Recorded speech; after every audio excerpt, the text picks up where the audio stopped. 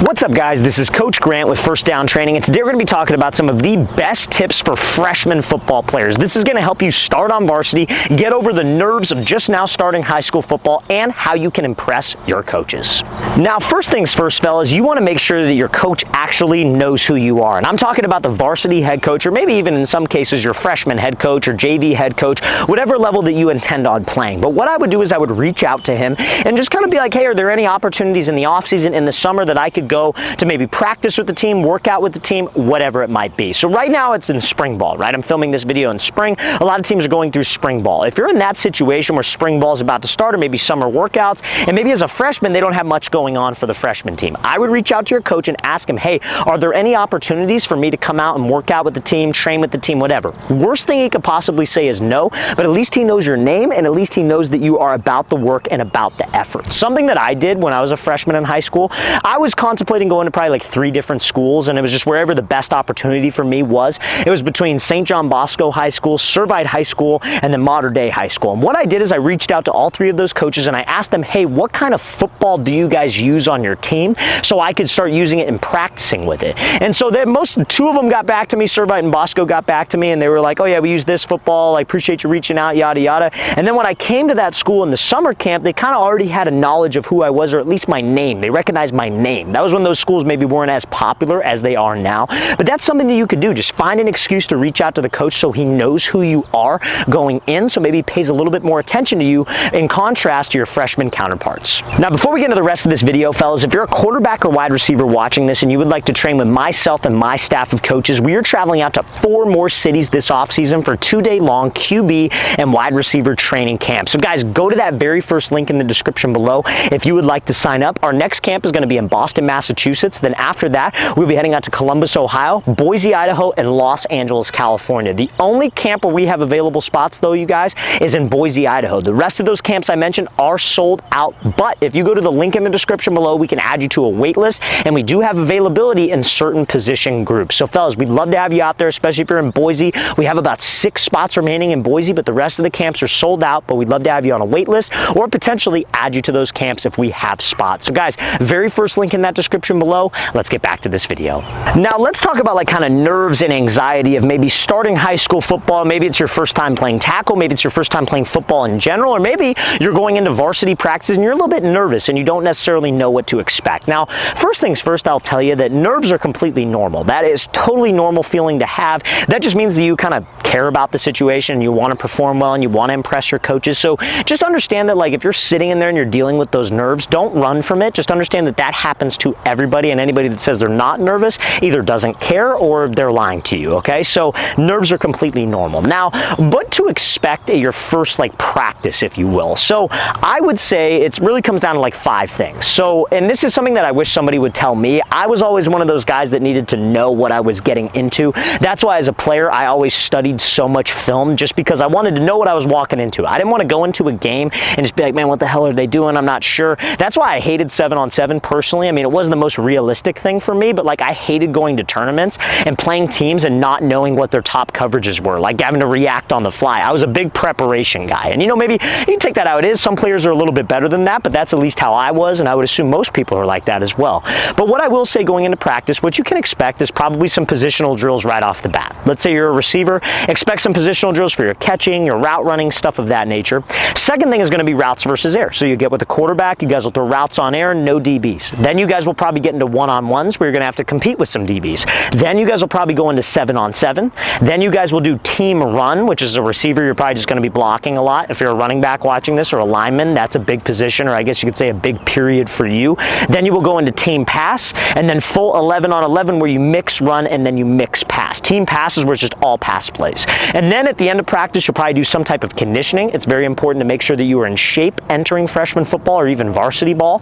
And then you guys will probably do special teams mixed in between all of those periods. It kind of depends. Some teams are different with special teams, but that's generally the practice format that you could expect. So know that going in, and with your off-season preparation, like kind of get your mind right, expect those types of things, work those types of things on your own, because it's all relative, you guys. Work with partners, work on, like, you know, wide receiver DB drills, where if you're a running back, get a linebacker, work on running back linebacker drills, just so you get that competition element, so in practice you're not shocked. But that's what you can expect, and hopefully that can settle some of your guys' nerves nerves and anxiety about the situation. So now let's talk about how you can impress your coaches. So the first thing is you got to know the playbook. Now, in high school, it's totally normal for them to not have a physical playbook. It's probably going to be on an app called Huddle, HUDL.com. You probably don't need to make a profile yourself. It's immensely expensive. But what I will say is they're just going to add you to the Team Huddle account, and their playbook will probably be on there. But don't be surprised if they don't actually even upload plays to the Huddle. You need to make sure that you are paying attention every single day in practice, writing notes, writing down things that you guys discussed in meetings, discussed at practice, so you're up to date with the plays. Even if you're like, let's say you're a freshman on varsity, and we're going to talk about more of that as this video goes on, but let's say you're a freshman on varsity, and you're just like, I don't need to know those plays, that's for the starters. Don't have that attitude, you guys. That's the attitude that I had when I was a sophomore on varsity. I was behind a senior quarterback, and I was like, I don't really need to know that stuff. And if I ever got thrown in the fire, luckily I didn't, but if I did, the offense would take a step back, and you don't want that to happen. So make sure that you know your playbook. After every practice and every meeting, you should be writing down the stuff that you learned. If you're in a meeting, like a film study period, a team meeting, and you don't have a notebook and pen, you're doing something wrong. After practice ends, anything new you guys put in, you should be writing it down. Let's say you're a receiver, and let's say they're adding something for the slot receivers. You still need to know that even if you're an outside guy. Know everybody's job, because you never know when you might get that opportunity, and that will impress your coaches. Now, second thing is going to be effort. This should go without saying, but effort, it's not a genetic thing. You know what I'm saying? Like height, players love a tall receiver, right? Or a tall lineman. That's genetic. You can't control that. Effort, you can fully control. So you need to make sure that your effort is there every single day. Effort means showing up on time. Effort means staying a little bit later after practice to work with other players or maybe work with your coach a little bit. Effort means watching film of the practice on your own time. Effort means doing every single rep in the gym the way you should be doing it. A lot of times guys in the weight room, it's the summer, it gets hard, they start skipping reps. Can't do that. Those effort things, those little things will add up to a big thing, and that will ultimately impress your coaches more. And last but not least, executing your job.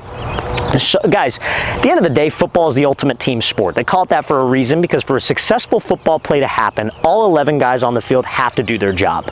If one guy doesn't do their job, the play might not work, right? Like a lineman doesn't hit their block correctly, the quarterback's sacked. Even if the quarterback was doing his job, receivers were doing their job, everybody's got to work together. You need to execute your job. Simplify things. When it's time to go 11 on 11, like we talked about earlier, team pass, team run, just regular team where you're doing run and pass. Guys, you have a very specific job on each play. You're not worried about all the little intricacies of the position you play, the mechanical things. Like I can relate it to a quarterback. You're not worried about your throwing mechanics. You're worried about just making the right read and delivering an accurate ball. Simplify it. Execute your job, and trust me, that will impress your coaches. If you do those three things, you will be in good graces with your coaches, and you have nothing to worry about. Now, let's say you are a freshman and you have aspirations of starting on varsity. There are kind of like three things, I would say, or four things really, that you want to focus on. Number one is going to be making sure that you are training with older players during the offseason. I think, let's say you have a private coach. If you're a player and you have a private coach or a speed coach or even just a coach you work out with in the gym, you should be asking him to train with older players, stronger players, faster players. I know when I was even an 8th grader in just middle school going into my freshman year, I was training with college guys, and that only got me better. You know what I mean? You don't want to be a big fish in a small pond when it comes to your training, especially if you're trying to start on varsity at an early age. I didn't start on varsity at an early age. I went to a very, very competitive school that had a factory of quarterbacks. However, I will say this, I got a whole hell of a lot better training with those college guys, and I realized that freshman football, if you're really good at freshman football, that doesn't mean jack at the end of the day. What matters is, can I compete with the top tier guys? So I was throwing to receivers who were running 4.3s, 4.4s, guys going to Stanford. Sometimes we'd have NFL guys out there, and I would have to throw to them, and that only made me better. It made my release time speeding up, it made my arm strength better, it made my accuracy better, because those dudes,